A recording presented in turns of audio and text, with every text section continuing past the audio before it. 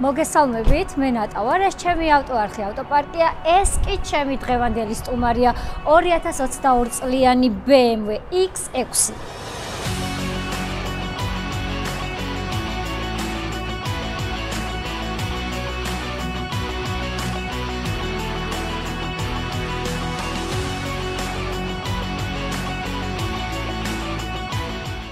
Როგორც გითხარით, ავტომობილი 2022 წლიანია BMW X6. სამწუხაროდ M არ არის, მაგრამ არის 3-დან 0.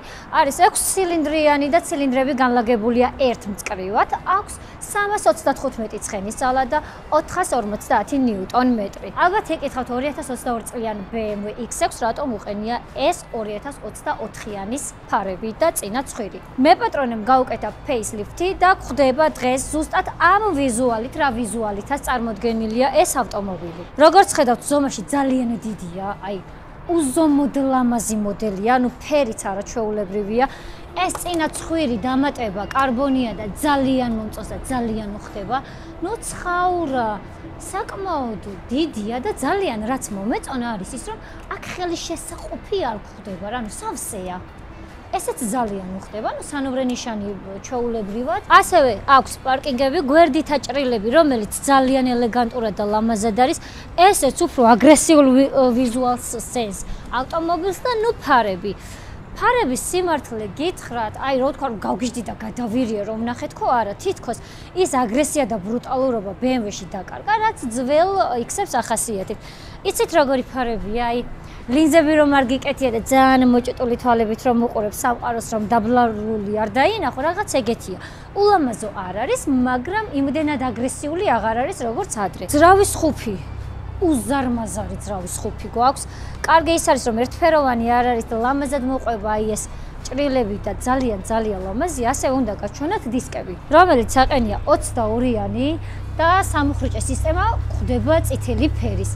ესეც ლამაზია. გადასარავი აქ ჭრილი გვხვდება, კარგია, ну ფეხის დასადგმელი არ გვაქვს, სარკმლები საკმაოდ კარგი ზომის არის, ну აქ მაჩვენებელი გვაქვს. რაც შეეხება თვითონ წინა საქარი მინას, ვერ ვიტყვი რომ პატარა არის, ესეც ძალიან კარგი ზომის გვაქვს. კარის გამღები ბერკეტით კარგია, პლუს განათებაც მოყვება და ესეც უხდება. სარკეზე ასევე მკვდარი ზონის ნიშნულიც გვაქვს. რა ხდება უკანა მხარეს? უკანა მხარე კარგია. მინი სპოილერი მოყვება და უხდება სხვათა შორის, ასევე გვხვდება სპოილერები აქაც და ესეც უხდება. ну უკანა ფარებზე რა შეიძლება რომ ვთქვათ? ზომაში საკმაოდ დაწვრილებულია, მაგრამ აი გარდასვლები ძალიან ლამაზია. აი უხდება რა. ცუდი არ არის. ყოველ შემთხვევაში პირადად ჩემთვის ძველს ბევრად სჯობია. უკანა მხარე ფორმებით გამოირჩევა, ძალიან კარგი ფორმები აქვს, ერთფეროვანი და ერთხაზოვანი არ არის, რაც ძალიან კარგია. ну დიფუზორი გვხვდება პლასტმასის, არაფერი განსაკუთრებული. მაყუჩები თავის ადგილზეა, რა თქმა უნდა და ფეიკი არ არის სხვა ბევრი მოდელისგან განსხვავებით, რაც ძალიან კარგია და მიხარია.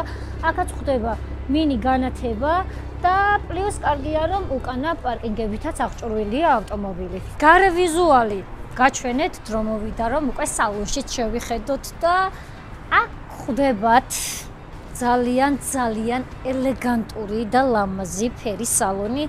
ну შავი და წითელი შერწყვა რამდენად ლამაზია, ალბათ იცით. და აქ არის ზუსტად ეს. კარი ლამაზია, ელეგანტურია. ეს კარის გამღები ბერკეტით საკმაოდ რბილია. ну ცოტა უხერხულია აქ ამის გადამკიდე ამ მინების რეგულირება, მაგრამ ალბათ ეგეც მიჩვევა. ну სათავსო გვაქვს საბარგულის გამღები, ღილაკი და ასევე ჩამკეტი, ესეც ძალიან კარგია. ну საკმაოდ მაღალიც არის, მინდა გითხრათ. საჭე მინდა გითხრათ რომ საკმაოდ რბილია. უბრალოდ ბევრად უფრო ლამაზ საჭეს ველოდებოდი რატომღაც. იმდენად ლამაზია თვითონ ავტომობილი და აი ყველაფერი რაც შეგნით ხდება, რაღაც დამაკლდა თითქოს. ეს სიჩქარეების მაჩვენებელი დაფა არის პირადად ჩემთვის ძალიან მაგარი რა. აღარ გვხვდება ეს გამოწეული შეწევლით განცალკევებით დაყენებული რაღაც სიჩქარეების მაჩვენებელი, ერთი მთლიანობა არის. მონიტორია და ნუ მონიტორზეა ყველაფერი ასახული. ასევე გვხვდება პატარა მონიტორი, რომელიც მედიასა და სხვადასხვა საშუალებებზე აგებს პასუხს და რა ხდება აქ. ეს ძალიან კარგი რაღაცაა. ანუ ძალიან ლამაზია, ძალიან უხდება და მრავალფეროვნებას წეს. და აი ეს სიჩქარეების გადამრთველი ბერკეტი, მეც მინდა ასეთი. ძალიან ლამაზია, ულამაზესია, რაღაცა ბრილიანტისებურია და მომწონს. აქ გვაქვს სათავსო, რომელიც ავტომატურია და საკმაოდ დიდია. ეს ზონა ძალიან ლამაზია. თავისი ვიზუალიდან გამომდინარე, ასევე მომწონს ის, რომ ძალიან პატარა ჰაერის გრილები აქვს და არ არის ძალიან გადაწელილი. ეს ღილაკებიც საკმაოდ ნორმალური ზომის არის. ეს ადგილიც ძალიან მომწონს, ანუ კარგად მოყვება ეს სიწითლე შავთან და აქ გვაქვს სათავსო. საკმაოდ დიდი სათავსო მინდა გითხრათ. ასევე ავტომობილი აღჭურვილია ლუქით. ორი ლუქით მინდა გითხრათ, ანუ გამყოფი აქვს. განათება საკმაოდ კარგი აქვს, არ არის რაღაცა დაბურული მინებით. ესეც კარგი, ანუ ჭერი საოცრად რბილია. სავარძლები და სალონი, წითელი ფერი, წითელი ტყავი. ძალიან უხდება, უფრო მეტი სპორტულობა თითქოს. სხვათა შორის ძალიან ლამაზი ფორმა აქვს, ნაკერებიც კარგი აქვს.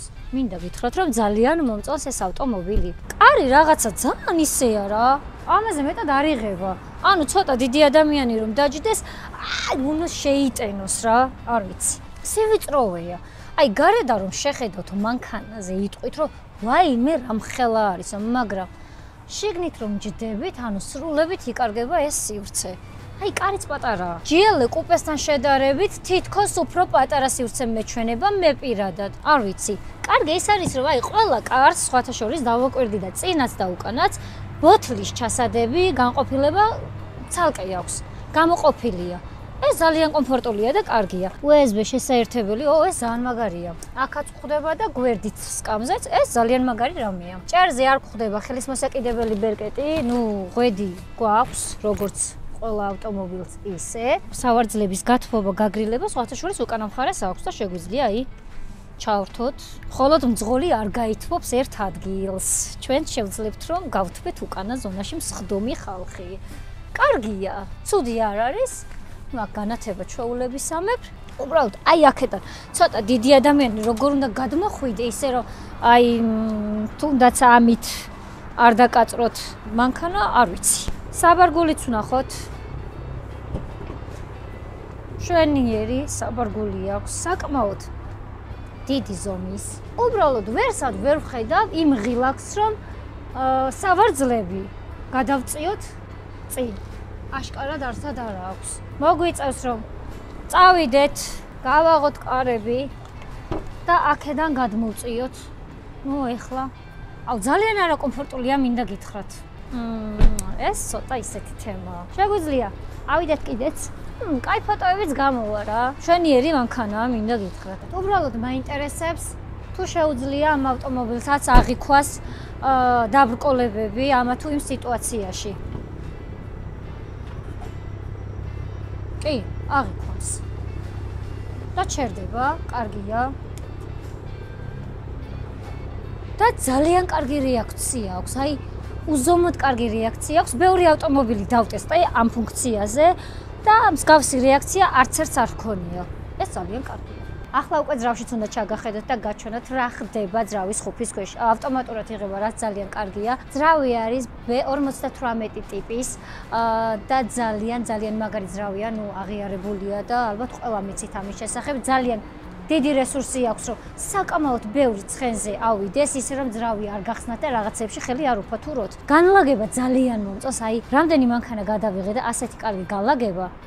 ძრავის ხუფის ქვეშ მე პირადად არ მინახავს, ყველაფერი დაფარულია, ესენიც კი უხდება, აი, ძალიან ლამაზად არის ყველაფერი განლაგებული, მომწონს. არაჩვეულებრივია. თუ მოინდომებთ ამ ავტომობილზე 3-დან 0-დანაც კი იმხელა რესურსს მიიღებთ, რომ არ იფიქრებთ, რომ სჯობდა 4 და 4 მეყიდაო ან რამე. 3-დან 0 ყავს საკმაოდ ბევრ ცხენზე. არაჩვეულებრივი ვარიანტია პირადად ჩემთვის. და დავხუროთ კაბოც. ახლა უნდა მოგასმენინოთ ამ ავტომობილის ხმაც.